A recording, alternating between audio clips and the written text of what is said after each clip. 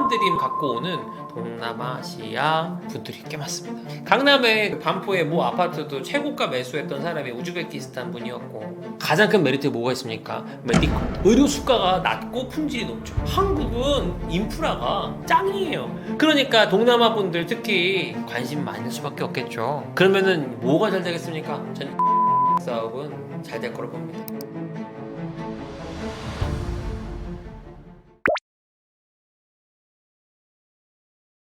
자, 제가 운이 뭐라 했어요? 내가 설계해서 만들 수 있는 걸로 했잖아요. 자, 부동산 투자를 통해서 내가 이익을 얻겠다고 가정을 합시다. 그러면 부동산에 대해서 투자를 하기 전에는 뭘 했을까요? 공부라는 걸 했겠죠. 이 공부라고 하는 거는 온라인을 통한 공부, 오프라인을 통한 공부. 우리가 부동산은 흔히 임장이라는 걸 얘기를 하잖아요. 가보는 거죠. 하지만 그 가보는 과정에서도 명확한 지식 체계가 없다면 어떻게 됩니까? 가서 그냥 보고만 옵니다. 근데 이 모든 것들이 그냥 내가 가봤는데 왠지 끌려서 샀는데 빵 떴어, 성수동처럼. 그래서 2000년대 초반에 성수동이 평당 700만 원 정도 했는데 지금은 어떻게 됐습니까? 지금은 평당 3억 이상이 됐죠. 40배에서 50배 가까이 이상 폭등을 했죠. 그럼 이 일련의 과정에 내가 성수동에 상속을 받았는데 그 상속받은 게 이렇게 올랐어요 라고 하는 그 소수 몇몇 제외하고는 뭡니까? 10년, 20년의 장기 투자를 통해서 지속적인 상승을 하도록 노력을 한 거고요. 그리고 또 한 가지 버틴 거고요. 그리고 또 한 가지 가장 중요한 거. 이 상승운을 잡기 위해서 다른 투자를 안 한 거 아닙니까? 선택과 집중을 한 거 아닙니까? 그래서 어떻게 보면은 부동산 투자를 통해서 돈을 벌었다라고 하는 건 해당 기간의 투자를 통해서 얻을 수 있는 다른 투자를 하지 않고 이 투자에 집중을 해서 돈을 번 거야 이 말입니다. 그러면 이게 정보 감도랑 타이밍이랑 이런 이 부분들이 지표가 있겠습니까? 없겠습니까? 당연히 있죠. 우리가 지금 이제 이재명 정부 들어올 때 부동산 가격이 오를 것이다라는 예측을 했을까 안 했을까요? 했죠. 왜요? 민주당 정권, 그러니까 문정부 때 노무현 정부 때 부동산이 올랐던 전례가 있으니까요. 기본적으로 전 세계 어디를 가든 진보 세력이 정권을 잡으면 부동산 가격은 올랐습니다. 공부를 했다 마실 거예요. 왜요? 포퓰리즘 때문에요. 포퓰리즘이 뭔가요? 중요한 포인트는 어찌됐건 내가 정권을 잡았으니까 사람들한테 혜택을 주려고 돈을 지급을 해요. 지급하려면 어떻게 해야 돼요? 찍어내야 돼요. 찍어내니까 어떻게 돼요? 인플레이션이 올라요. 그럼 인플레이션이 생겨요. 그럼 그 다음에 뭐가 어떻게 돼요? 이걸 기반으로 해서 레버리지를 일으키는 사람과 갭 투자를 하는 사람들이 생성이 되고 부동산 가격은 오를 수밖에 없는 상황이 되는 거죠. 그래서 지난주에 갑자기 급하게 뻥 하는 거를 이제 이재명 정부에서 한 게 아니라고는 하지만 금융당국에서 대출 규제하겠다고 딱 터뜨렸죠. 그러면 이 타이밍에 내가 거래를 하려다가 대출이 막혀서 부동산을 못 사게 됐어. 와, 나 진짜 운 없네. 이게 맞는 얘기예요? 예측이 왜 안 됩니까? 제가 이거 제 인스타 들어오셔가지고 릴스 보시면은 대선하기 전에 이제 그 모임하면서 제가 찍은 영상이 있어요.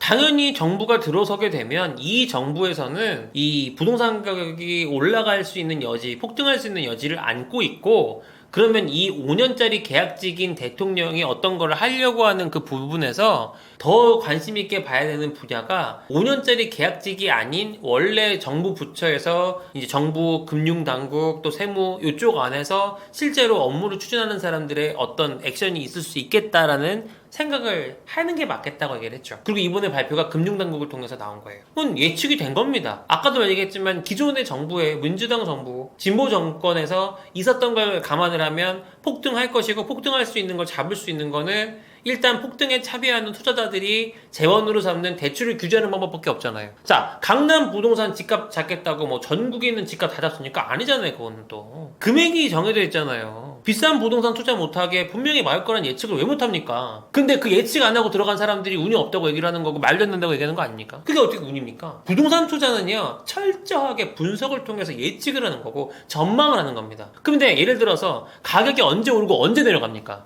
공급과 수요 기준에서 공급이 수요보다 많을 때 가격이 폭등합니까? 아니잖아요.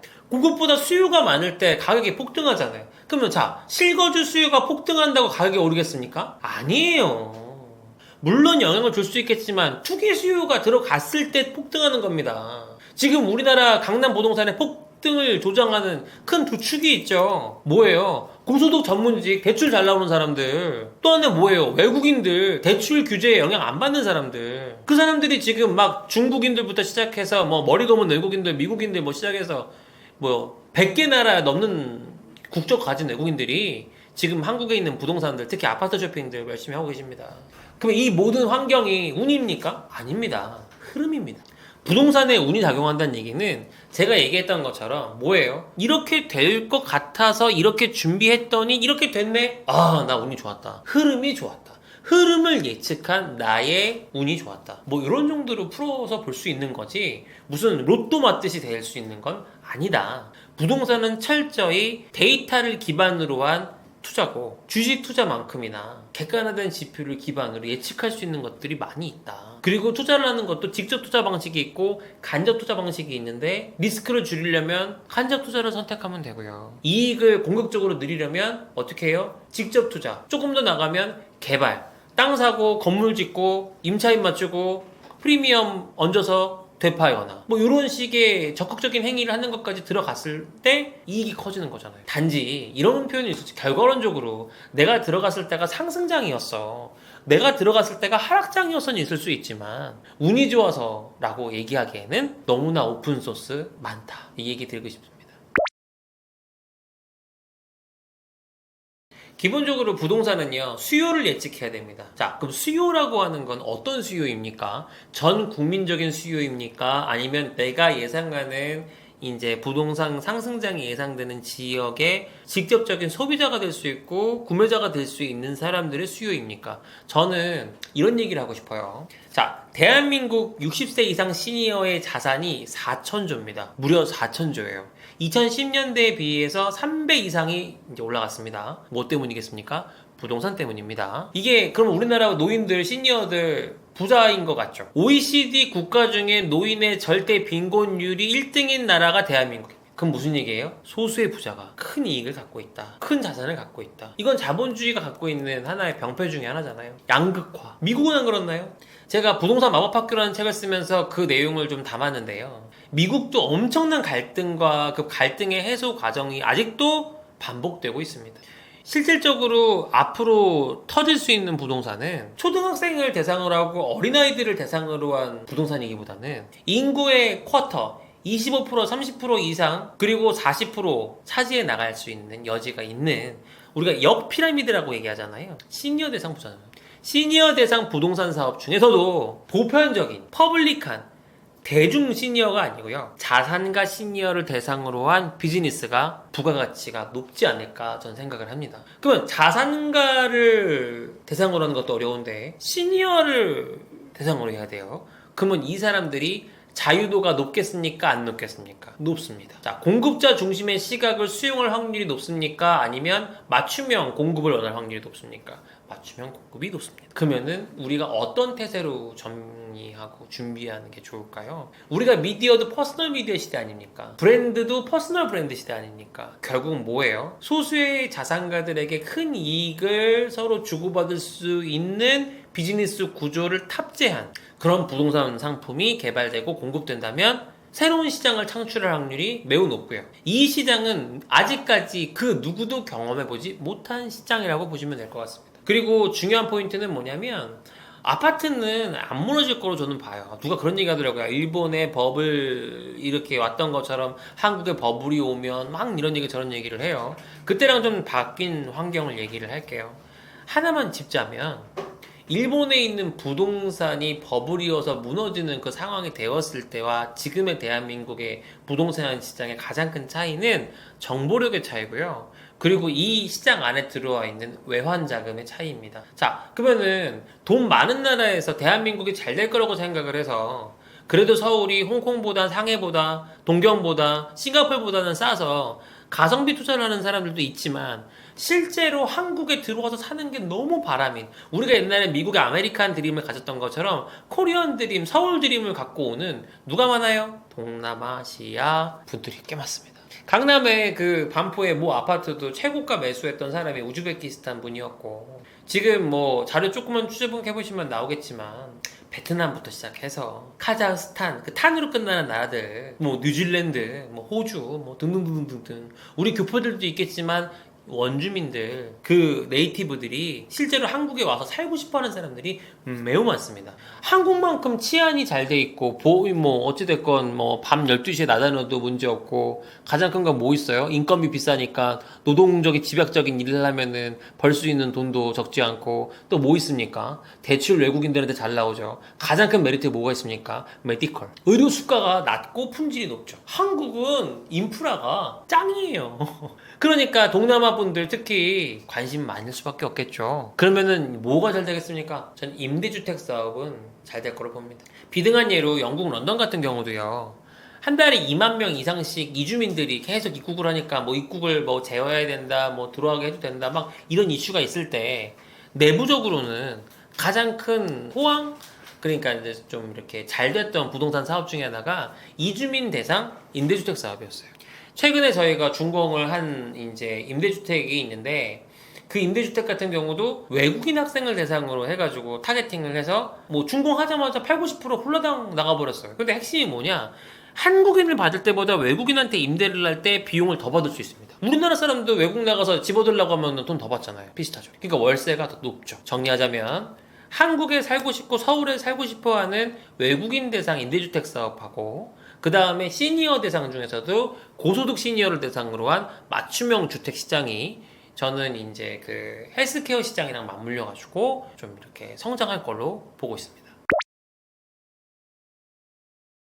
트렌드를 보고 부동산 투자를 하는 거는 정말로 현명하지 못한 판단입니다. 부동산 시장이 그 주식 시장보다 더 긴 사이클을 갖고 지속적인 우상향을 하고 있다라고는 얘기는 하지만, 선택적인 우상향인 경우가 많은 이유가 인구 소멸 지역 때문에 그런 거예요. 그 예를 들면은 뭐 지산이 떴다, 뭐 아니면 뭐 생수기 떴다, 뭐가 떴다, 이 프로그램이 탑재되어 있는 그 부분을 갖고 이제 이게 세제 혜택이나 대출에 대한 어떤 이슈의 어떤 이제 뭐 규제를 피할 수 있다, 뭐 이런 걸로 떴었던 종목들이 있어요. 근데 지금 그런 것들이 어떻게 되었나요? 지산만 하더라도 많이 어려워졌죠. 상하령 숙박시설 뭐 이렇게 오피스텔처럼 이렇게 좀 뭐 바꿔주는 거 좀 된다고는 하지만 아직도 어려움 겪고 있는 분들 많이 있죠. 그러니까 들어갈 때 나올 때가 되게 중요한 부분인데, 트렌드를 보고 투자하는 사람들은 무조건 단타하셔야 됩니다. 근데 부동산의 특성상 큰 돈을 버시려면은, 제대로 된 돈을 만져보려면 뭐 해야 된다고요? 개발을 하거나 아니면 10년 이상 장기 투자를 하셔야 돼요. 그리고 부동산은 사고 팔고 했을 때 뭐가 커요? 세금이 커요. 그러면 이 세금을 줄이기 위한 절세 계획을 세우는 게 1번이에요. 아까 운을 설계하는 것처럼 자산을 획득하기 위해서는 절세 계획을 세워야 되고요. 그럼 절세 계획에서 가장 중요한 부분이 뭡니까? 개인으로 취득을 할 거냐, 법인으로 취득을 할 거냐, 이거 너무 중요한 부분이죠. 왜? 세제 혜택이 아예 다르니까. 법인 안에서도 일반 시행 부동산 임대업으로 할 거냐, 벤처기업으로 할 거냐, 아니면 주업이 있는 법인에서 이거를 부업으로 같이 할 거냐, 이런 부분들, 어떤 차주가 돼서 어떤 이제 사업자가 돼서 어떤 구도로 시장에 진출할 것이냐에 따른 어떤 이 쉐어링이, 순이익에 대한 어떤 획득이 너무 달라질 수 있는 거예요. 그래서 아까 말씀드린 것처럼 주의해야 될 투자는 뭐다? 이게 뭐가 떴다라는 기사가 나온 이 순간 이미 그거는 쉽게 얘기하면 한 바퀴 돈 거예요. 부동산은 장기 투자적인 관점에서 보시고, 사고 파는 과정에서 이익을 얻는 게 아니라 사서 계속 이렇게 축적해 나가는 과정을 통해서 자산을 버는 비즈니스의 구조로 가는 게 제일 맞고, 저는 갭 투자는 이제 좀 조심하시면 좋을 것 같습니다. 아파트 갭 투자 지금 정부에서 두 팔 걷고 막겠다고 하고 있잖아요. 금융당국도 그러고 있잖아요. 그럼 하지 말라는 건 안 하는 게 저는 효율적이라고 생각을 합니다. 따라서 주의해야 할 투자 가장 큰 건 갭 투자. 근데 이렇게 느낄 수 있어요. 아니, 자기 자본이 적어야지, 투자하는 자기 자본이 적어야지 이익을 얻는 거는 기본 상식인데 갭 투자를 하지 말라고 그러면 어떡하냐? 제가 말씀드리는 건 아파트 갭 투자, 주거를 위해 만들어진 아파트 갭 투자를 얘기를 하는 거고, 기본적으로 빌딩은 갭 투자가 아니라 레버리지 투자죠. 갭은 어찌됐건 임차인의 보증금이 상당 부분을 무이자로 차용을 하는 데서 이슈가 생기지 않습니까? 근데 빌딩을 지을 때 발생하는 건 금융권과의 협업이잖아요. 자기 자본이 적어지고 투자자들이 많아져서 이익을 얻는 이 과정은 그냥 비즈니스이기 때문에, 저는 앞으로 그러면 좀 불안정할 때 어떤 투자를 해야 되냐 물어보면 저는 빌딩 투자가 맞다고 봅니다. 그리고 또 한 가지 뭐예요? 남들이 하지 않는 걸 해야 먹을 게 있어요. 남들이 다 이미 들어가 있으면 레드오션이 돼서 먹을 게 많지 않아요. 그러면 여기서 책에 나와 있지만 부동산 투자를 할 때 가장 중요한 거는 뭐냐? 역발상입니다. 남들이 일로 갈 때 나는 일로 가고 남들이 일로 갈 때 나는 일로 가겠다. 근데 여기서 안 가야 될 거는 어디다? 인구 소멸 지역은 가시면 안 됩니다. 부동산은 입지, 로케이션 이 3L이 너무나 중요한데 3L의 가장 기본 큰 대전제는 인프라가 갖춰져 있는 곳에서 트래픽이 발생할 수 있는 지표가 있는 곳에 투자가 기본이에요. 근데 그런 게 없는 상황에서 움직인다? 너무나 리스크가 있다. 그리고 나 이것도 저것도 못하겠다? 옛날에는 아파트 투자를 얘기를 했지만 장기적으로는 아파트 투자에 대한 거는 누구만 할 수 있다? 현금 부자는 가능합니다. 하지만 현금 부자가 아니라면 저는 부동산에 대해서 다시 한번 상업용 부동산에 대해서 공부를 해보시고 그쪽으로는 아직 기회가 있다. 그런 얘기면 또 누가 그런 얘기를 해요. 뭐 상권 다 죽었는데 뭐 어쩌고저쩌고 얘기를 해요. 뭐 상권 다 죽었자고 뭐 자영업자 다 죽었습니까? 폐업하는 사람 많으면 신규 창업하는 사람은 없어요. 우리나라 자영업자들이 계속 생성이 돼서 결론적으로 월세 내고 부동산의 가치를 올리고 사고 파는 과정이 있을 텐데 이 과정에서 제가 얘기하는 건 뭐예요? 전체적인 한 지역의 브랜딩이 돼가는 이 과정의 흐름 안에서 자산의 가치가 높아지고 자산가치 재평가를 통해서 결국 자산의 펀더멘털을 강력하게 만들면 그 다음 단계로 넘어가는데 조금 더 효율적일 수 있다. 이런 얘기를 드리고 있습니다.